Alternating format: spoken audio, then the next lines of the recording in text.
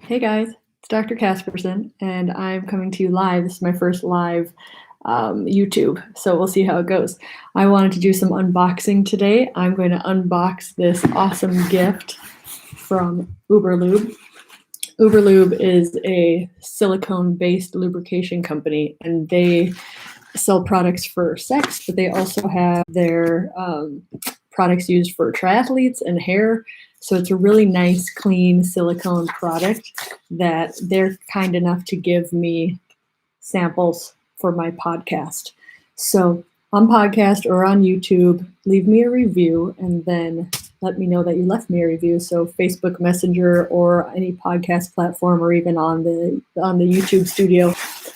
So subscribe or give me a review and how I can contact you, because I've got these awesome Uberlube gifts now that I can send to people. So I'm unboxing this Uberlube thing, and they've sent some really nice gifts. So this one is a 100 milliliter bottle of Uberlube. This stuff is really good. And here's the deal about silicone that I always tell all my patients. So silicone is long lasting. It's not absorbed into the skin, which is why, so think about vulva and vaginal skin like face, that it's really comfortable talking about it. Okay, so if anybody uses a primer, what primers have in them is silicone, because it stays on top of the skin and doesn't get absorbed in.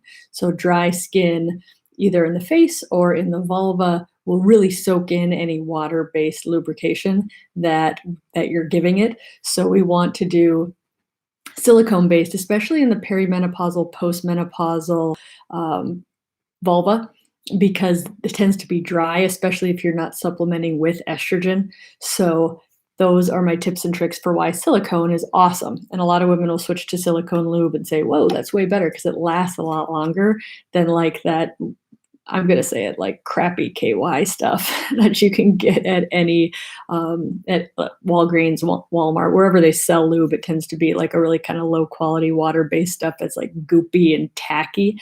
Tacky is like when you lift your fingers and it kind of gives you that stringy feeling. So first giveaway is 100, this is a big bottle. This will last you forever.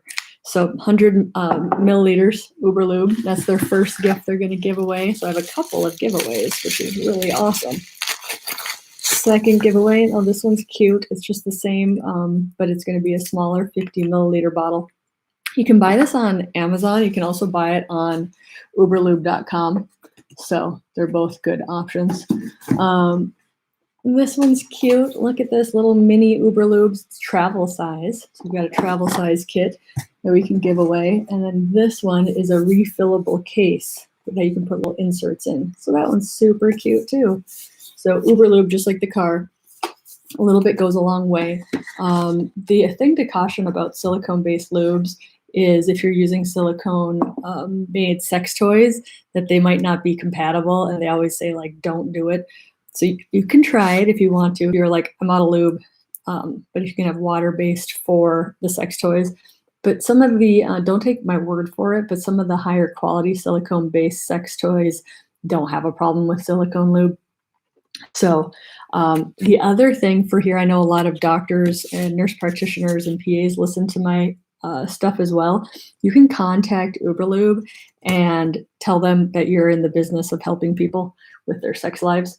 And they'll send you free samples, which is awesome, which is how a lot of my patients find out about it, is I have free samples of Uberlube, and they're just so awesome about giving it to you. So it feels natural. It doesn't have any artificial colors. It doesn't have any artificial scents. It doesn't have any artificial tastes. So we're doing it as very kind of natural and clean. And then, like I said, triathletes use it for armpits and chafing because it doesn't get absorbed into the skin. And it's also a really nice anti-frizz product for the hair. So you don't just have to use it in the genitals. And it's American made, which is super nice. So let's just see if I've got any other cute things in here, since they're so nice to give me this big box of donations. So how do you get me to send you these things? Leave me a review, subscribe. Oh, look, here's some samples. That's super cute. Some more samples to give you. These are going to be more of the travel size ones, I think. Oh my gosh, look at these. They're like little vials. little glass vials. So sorry, podcast people, you can't see this, but my YouTube live can see my unboxing. So we've got some samples. So super clean. I have not had anybody say that their skin hasn't tolerated this. It's just not inflammatory. It's very, very kind to it. So that's Super Lube. Leave me a review. Let me know how I can send you the samples, and I'll send you something in the mail. So for the first like 4 people, because that's all I have. But I'm sure Lube will be nice enough to send me other samples. So the first 4 people who do that will get some Lube sent to them in the mail as a thank you for subscribing and liking and leaving a review for me. The other thing I wanted to do today is talk about, I had a person, so I have 2 YouTube accounts for people who don't know that. I have the You Are Not Broken, which is specifically for female sexual dysfunction and sexual health. But then I also have a much bigger urology YouTube channel. So it's Pacific Northwest Urology, and that's all things urology. And another urologist in my practice is on there too. So you're going to find stuff that's male oriented as well, as far as prostate cancer, erectile dysfunction, vasectomies, bladder cancer. That's non-gender specific, bladder cancer, kidney stones. So it's a much bigger channel. It's been around for a lot longer. We have 1,000 subscribers, which for a small urology practice is pretty awesome. So I get a lot of women, because I have stuff on there on vaginal estrogen and prolapse and incontinence, kind of all urology stuff. So I had somebody write in, I have a vaginal estrogen video on there that's kind of talks about how to use it, why to use it, blah, blah, blah. So somebody wrote in a question, and the question was, how long do I use vaginal estrogen for, and will it give me sexual pleasure? Or no, the question specifically was, will I enjoy sex? So great question. Thank you for sending them in. The questions are how I get ideas to talk to you guys. So to answer the first question, how long should I use it? So with any medication, there might be a stop point to it, right? But physiologically, estrogen goes away in your 40s, declines slowly. It's not a cliff. We think it's a cliff. It's not a cliff. It just slowly starts to decline. And then average age of menopause in America is 51 years. You really start seeing the ravages of low estrogen in the vulva about 10 years after. And it's a progressive disease. So the longer you have no estrogen, the more kind of damage and side effects and symptoms women get in their vulvas. So if you think about it like that, if you add the estrogen back in, if you stop using the cream, you'll stop getting the effects of estrogen, just like sunscreen, right? So sunscreen only works as long as you're using it. And if you stop using sunscreen, it doesn't matter that you used to use it. It's not on your skin anymore. So same thing with estrogen. So what happened, I think this was England, they put out a report in 2019 saying use estrogen cream for as little as possible or as short a time as possible. And then they scared women about risks of breast cancer. It makes no sense to use it just for a short period of time and expect 5 years from now to not have side effects of low estrogen. So you want to use as little as possible. So that's in my estrogen video of, if you don't need to use the full applicator and that full 0.5 gram, don't use that much. Pea-size amount, just enough to not have symptoms. So dryness, irritation, burning with urination, dysuria, pain with sex, recurrent UTIs. So all those symptoms are what we're trying to help with vaginal estrogen. If you stop using your vaginal estrogen, those symptoms will return. So if you can use as little as possible, that's the goal, right? Just use as little as much. And so women will, you'll get your skin healthy again with vaginal estrogen, and then you might only need to use it once a week, maybe even less. So, but if you stop it, just like if you stop using sunscreen, you're going to have symptoms come back. So that's the answer to the first question of how long do I have to use it. I tend to be a little dramatic for emphasis in clinic. And so women will be like, how long do I have to use this? I'm like, until you're dead. Menopause doesn't end. Low estrogen doesn't end. Just like SPF. I'm like, can I just use sunscreen until I'm 40 and then I'm good? Like, no. You're still going to have the issues with the sun if you stop using it at a certain age. So ask your own personal provider about what's right for you with vaginal estrogen and give them your concerns. But truthfully, the FDA warnings on the box of vaginal estrogen are false. Vaginal estrogen has not been associated with increased risk of breast cancer. ACOG, which is the Association for Gynecologists, have been trying to get that warning off, but the FDA is not really looking for more business at this point, and it doesn't look like that warning's coming off. So it's falsely scaring people, which creates more work for providers, because then we have to kind of talk people off the cliff of like, hey, what you're reading is actually not current data, and we're trying to get it removed, but it's not getting removed anytime fast. So I hope that's helpful, confusing but helpful.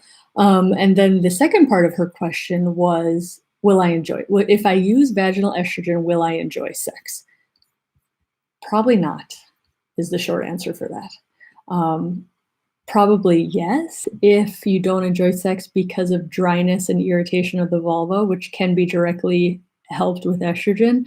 And also probably yes, if you use that vaginal estrogen, it increases blood flow to the labia and to the clitoris. So that's what vaginal estrogen will do. And so if you're not enjoying sex because you have an atrophic clitoris, and your labia is tender because of low estrogen status, it might help you enjoy sex. But if I'm going to take the average reason why a woman doesn't enjoy sex, because that her sexual pleasure is not as important as the stereotypically man sexual pleasure, if she's not having enough foreplay or clitoral play or attention to what actually makes her have an orgasm, estrogen cream's not going to help that. So it's a big no, probably, with a little caveat asterisk. If you aren't enjoying sex because of low blood flow, atrophic clitoris, or pain because of atrophic vaginitis, then vaginal estrogen will help you enjoy sex. Bonus points, estrogen and Uberlube, or a long-acting silicone lubricant. Aren't these packaging cute? Sorry, podcast people, you can't see how cute this packaging is, but it looks super modern and clear. And go to uberlube.com, you can see what I'm talking about. They have nice packaging. So don't expect a miracle cream, prescription or not, to help you enjoy sex. That said, there's lots of things that help improve sex. So like we talked about, lubrication, lube, 80% of Americans use lube. If your significant other tells you you shouldn't need to use lube, that person doesn't understand physiology. A woman being turned on might not have enough lubrication. Conversely, a woman might feel like, oh, my vagina is really damp today and I don't feel like having sex. So what that is called sexual discordance. So what your brain is thinking and what your pelvis is doing are two different things, and women have that a lot more than men have it. An example of a man having that is, think of a teenager in home economics class. They get erections all the time because their testosterone is crazy high. So a lot of men will say, yeah, I used to have erections all the time. They weren't actually thinking about sex. Their penis was just having an erection. So that's discordance. Brain's not thinking about sex, but pelvis is. So our pelvis is doing something that is construed as sexual. So a woman can be interested in sex and want to be having sex and still have very decreased lubrication. Doesn't mean she's not turned on, doesn't mean she's not interested in sex, just means that her body's not giving her the lubrication it needs, and that happens more and more after menopause. So point being, creams can help sex. So lubrication, estrogen, and then also there are ones, prescription and non-prescription, a lot of over-the-counter, you can get one name for it is Scream Cream. It's an L-arginine, anything to increase blood flow. There's also some products that have CBD in it, again, to increase blood flow and to improve arousal. So play with them. These are kind of just like little cocktails to try to enhance sexual experience. But if your relationship with your partner isn't there, or you're not doing the right things that actually turn your body on, or you're not getting out of your brain, so biggest sex organ is your brain. If you're not getting out of your brain and into your body, putting cream on is not going to help. So I hope that helped. Use creams, experiment with them. But if the cream doesn't make it better, it's not the cream's fault. You have a body that's complex and it's attached to your brain, which tells you good and bad things about sex. So that's the long answer of, will estrogen cream make me enjoy sex? Maybe. So subscribe if you haven't subscribed to my YouTube channel, You Are Not Broken. Come visit me on Facebook at You Are Not Broken and tell me how to get a hold of you. And if you are in the top 3 of people who have done that, I'll send you some Uberlube. Also, the other way to get your free Uberlube would be to leave me a review on Apple.